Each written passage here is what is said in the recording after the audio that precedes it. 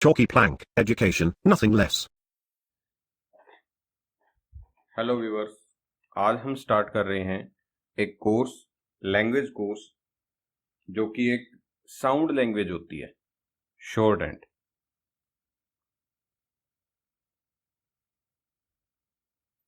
इसको हम फोनोग्राफी भी बोलते हैं। फोनो का मतलब होता है साउंड, ग्राफी का आर्ट ऑफ राइटिंग। मतलब जो साउंड के आधार पे जैसे जैसे साउंड निकलती है तो उसके आधार पे लिखे जाने वाली लैंग्वेज को हम फोनोग्राफी बोलते हैं या शॉर्ट हैंड बोलते हैं। इसमें शॉर्ट का मतलब होता है छोटा, राइटिंग, लेख। हम जो अपनी लैंग्वेज होती है, अदर लैंग्वेज जैसे इंग्लिश है, हिंदी है, इसी तरीके से हमारे पास में शॉर्ट हैंड होती है। और जिस तरीके से उन लैंग्वेजेस को लिखते हैं, सेम इसी तरीके से इस लैंग्वेज को लिखते हैं। इसमें भी हमारे पास में कॉन्सोनेंट होते हैं, वोवल होते हैं, उसके साथ में कुछ डिप्थोंग्स भी होते हैं, डिप्थोंग्स, डाइफोन्स। ये हमारे पास में जो है, हम कहें तो जनरली इन सभी को हम जो है स्वर की कैटेगरी में डालते हैं, वोवल्स की कैटेगरी में ही डालते हैं। और ये हमारे पास में होता है, इसको हम व्यंजन यानी कि कॉन्सोनेंट की कैटेगरी में है डालते हैं।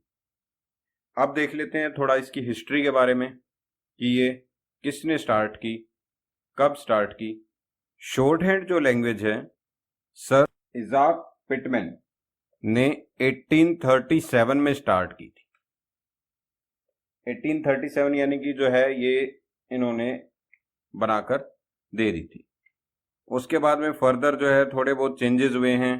लास्ट में ये लैंग्वेज अप्रूव हो गई कि साउंड के बेस पे हम किस तरीके से अपनी शॉर्ट हैंड को रिप्रेजेंट करते हैं। Like all other languages, suppose कर लो हम इंग्लिश सीख रहे हैं, तो इंग्लिश के अंदर जो है आपने पहले क्या सीखा, अल्फाबेट्स। उसके बाद में क्या सीखा है, अल्फाबेट्स को जो है मतलब डिवाइड कर दिया किसमें, कॉन्सोनेंट और वोवल में। फर्दर इसके लिए आपको जो है वर्ड बनाना सीखना पड़ा। वर्ड से आपके पास में जो है सेंटेंस आया। फर्दर आपने इसकी जो है ग्रामर सीखी। और फाइनली आपको जो है ये एक अट्रैक्टिव वे में लिखने की कंप्लीट कला आ गई।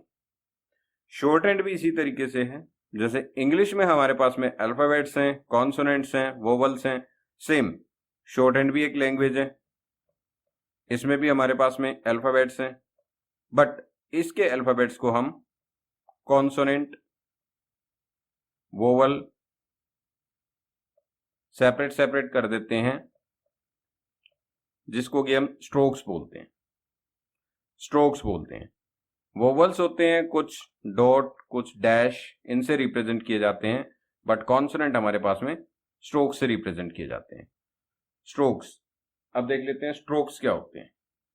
स्ट्रोक्स, स्ट्रोक एक तरीके का एक सिंबल होता है। स्ट्रोक एक तरीके का सिंबल होता है, यानी कि ये हम साउंड को सिंबल की फॉर्म में रिप्रेजेंट कराते हैं। जो भी साउंड होती है उसको हम सिंबल की फॉर्म में रिप्रेजेंट कराते हैं। जैसे कि सपोज कर लो पी की साउंड निकली, पी, प पतंग पी, तो इसके लिए हमने एक इस तरीके से लाइन खींच दी, तो ये हमारे पास में एक सिंबल हो गया फॉर पी। फर्दर सिंबल्स को अरेंज करने के लिए हम बेसिकली इसकी 3 फॉर्म्स लेते हैं। 3 फॉर्म्स में इसके हमने सिंबल्स को डिवाइड किया है। हम इन 3 सिंबल्स को मैथमेटिकल फॉर्म के आधार पे देख सकते हैं। आपने जूनियर क्लासेस में सीखा होगा, जैसे कि हम एंगल बनाते हैं। सपोज हमें 30 डिग्री का एंगल बनाना है, तो हमें एक स्ट्रेट लाइन खींचनी पड़ेगी 0 डिग्री के एंगल की, फर्दर 30 डिग्री का एंगल हम बनाएंगे। इसी तरीके से हम इसके अंदर जो है 60 डिग्री का एंगल बना सकते हैं। एक हम इसके अंदर जो है 90 डिग्री का एंगल हम बना सकते हैं। और एक इसके अंदर जो हमारे पास में एंगल होता है वो होता है लास्ट 120 डिग्री का। कुछ स्ट्रोक्स 120 डिग्री के आधार पे बनते हैं, कुछ स्ट्रोक 90 डिग्री के आधार पे, कुछ 60 डिग्री के आधार पे, कुछ 30 डिग्री के आधार पे और कुछ 0 डिग्री के आधार पे। फर्दर बाकी के जो स्ट्रोक्स हैं उसके लिए हम क्या करते हैं, हम सर्कल बनाते हैं और इस सर्कल को हम पार्ट्स में डिवाइड कर देते हैं। एक बार हम इसको हॉरिजॉन्टली और वर्टिकली फॉर्म देते हैं, जिसमें कि जो है हमारे पास में यहां से लेकर के यहां तक की एक ये फॉर्म निकल के आती है, एक ये फॉर्म निकल के आती है, एक ये फॉर्म निकल के आती है और एक ये फॉर्म निकल के आती है। इसी तरीके से हम एक और सर्कल बनाते हैं और इसके अंदर जो है हम इसको डायगोनली कट कर देते हैं। हम डायगोनली कट करते हैं तो हमारे पास में इसमें ये फॉर्म निकल के आती है, ये फॉर्म निकल के आती है, ये फॉर्म निकल के आती है और ये फॉर्म निकल के आती है। 4 फॉर्म इसमें से निकल के आती है। टोटल हमारे पास में जो स्ट्रोक है इसके अंदर वो डिफाइंड होते हैं। सपोज 0 के लिए, ये रे के लिए, ये जे के लिए, ये टीडी के लिए, ये पीबी के लिए, ये हमारे पास में एफबी के लिए, ये हमारे पास में इश और जी के लिए, ये हमारे पास में जो है एल के लिए, ये आर के लिए, एम के लिए, एन और इंग के लिए, इथ और दी के लिए, एस और जी के लिए। फर्दर इन स्ट्रोक्स की डिटेल हम यहां पर लेंगे अब आगे। ये हमारे पास में टोटल फॉर्म है, इसके अलावा और कोई सिंबल हमारे पास में स्ट्रोक्स में नहीं होता। 2 सिंबल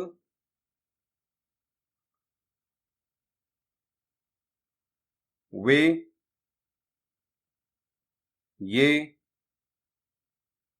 और हे को छोड़ करके ये 3 डिफरेंट साइंस हैं जो कि हमारे पास में थोड़े से मिक्सअप, जैसे कि हिंदी के अक्षर होते हैं, 2 व्यंजनों से मिलकर एक व्यंजन बनता है, इस तरीके से हमारे पास में ये वे, ये और हे 3 डिफरेंट काइंड ऑफ स्ट्रोक्स हैं जो कि इन 3 फॉर्म से थोड़ा सा डिफरेंट होते हैं। अब हम जानेंगे कि ये किस तरीके से ये जो हमारे पास में सारे के सारे स्ट्रोक्स हैं वो डिफाइंड होंगे। को जो शॉर्ट एंड है ना वो साउंड के ऊपर बेस्ड है। Short and based on sound. जब साउंड के ऊपर कोई लैंग्वेज बेस्ड है तो उसका मतलब अब इंग्लिश, हिंदी इनसे नहीं रह गया है, क्योंकि इंग्लिश के अंदर जो है टोटल हमारे पास में 26 ही होते हैं। हम सी से क भी बोल देते हैं, सी से स भी बोल देते हैं, दोनों से ही जो है मतलब हम रिप्रेजेंट कर देते हैं।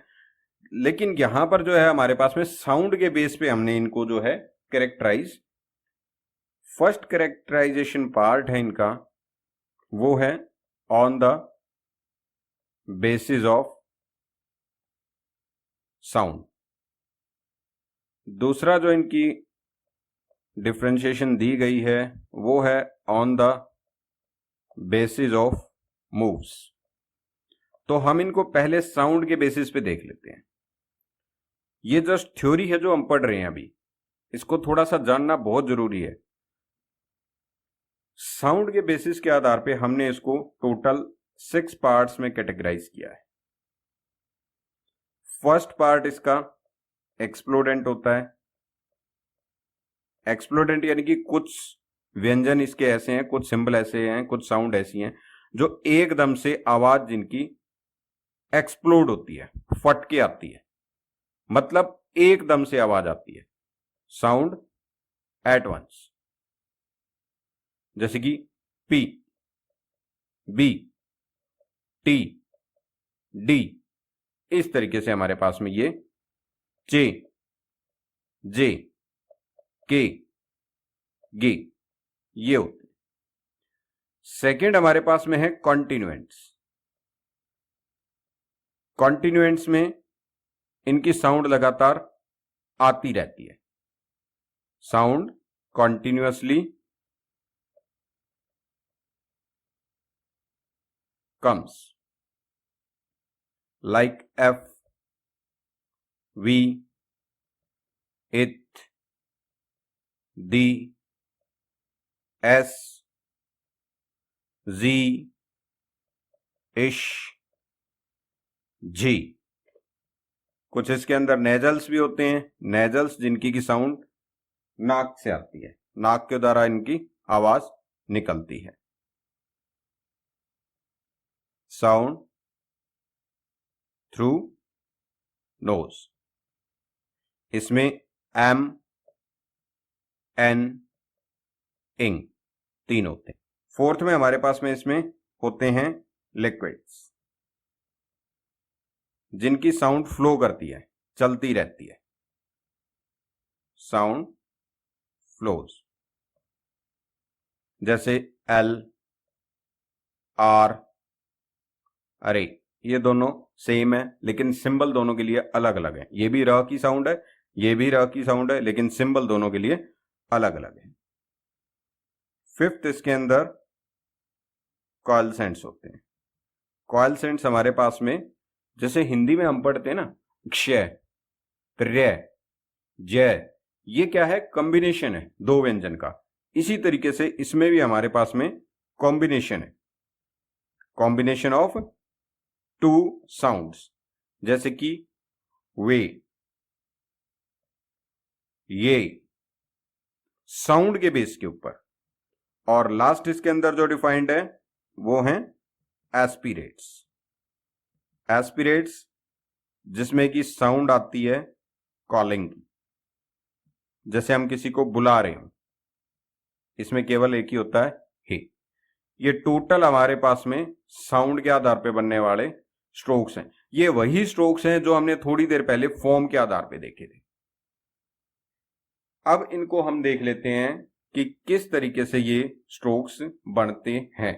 If my videos are knowledgeable, then do not forget to subscribe, share, like, and comment.